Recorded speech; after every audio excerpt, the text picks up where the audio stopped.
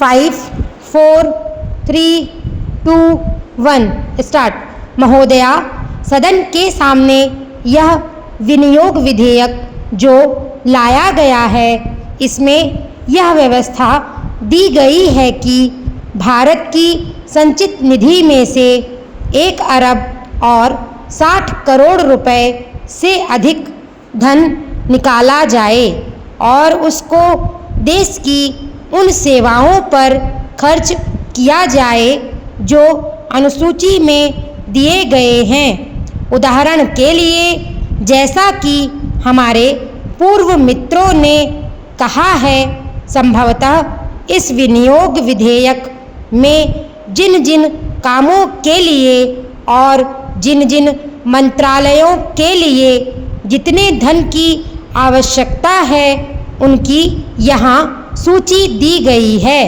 इस वर्ष पिछले वर्ष की अपेक्षा जो विशेषता रही है वह यह है कि जब से यह बजट आया है तब से देश के सारे किसान और उनके साथ ही साथ हमारे खेत मजदूर कुछ प्रसन्न दिखाई दे रहे हैं।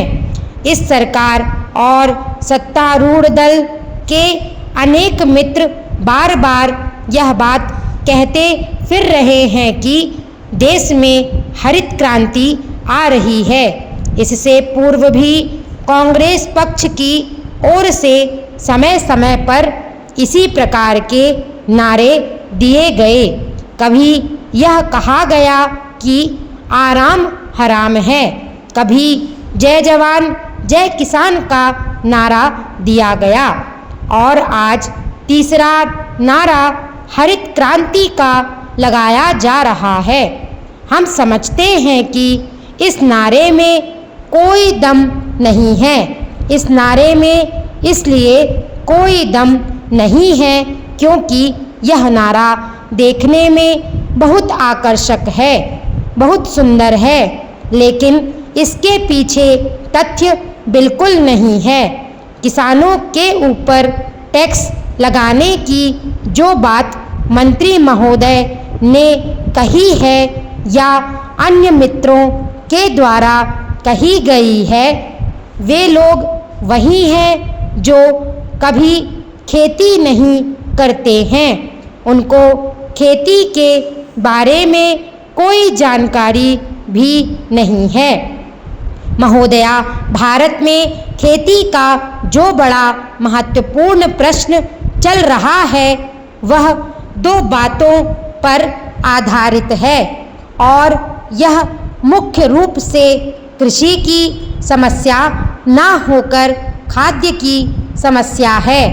प्रतिवर्ष हम बाहर के देशों से करोड़ों रुपयों का अनाज मंगवाते रहे हैं और अनाज का उत्पादन बढ़ाने के लिए करोड़ों रुपयों की खाद मंगवाते हैं। कांग्रेस सरकार की तरफ से पिछले 20 वर्षों से हमारे सामने बार बार यह कहा गया है कि भारतवर्ष बहुत जल्दी अनाज के मामले में आत्मनिर्भर हो जाएगा। इसमें कोई शक नहीं कि हमने अनाज के उत्पादन में काफ़ी प्रगति की है और हम अनाज के मामले में आत्मनिर्भर हो गए हैं, लेकिन उस अनाज का उत्पादन करने के लिए हम करोड़ों रुपयों की खाद विदेशों से आयात करते हैं। पहले हम अनाज का आयात करते थे, अब खाद का आयात करते हैं। इसलिए यह कहना कि हम आत्मनिर्भर हो गए हैं ठीक नहीं है। जहाँ तक जनसंख्या की बात है, उसके मामले में हम यह निवेदन करना चाहते हैं कि एक बार परिवार नियोजन के बारे में और जनसंख्या के बारे में जब सारे संसार में चर्चा चल रही थी तो हमारे मित्र ने आलोचना करते हुए लिखा था कि हमारे सामने आज समस्या यह नहीं है।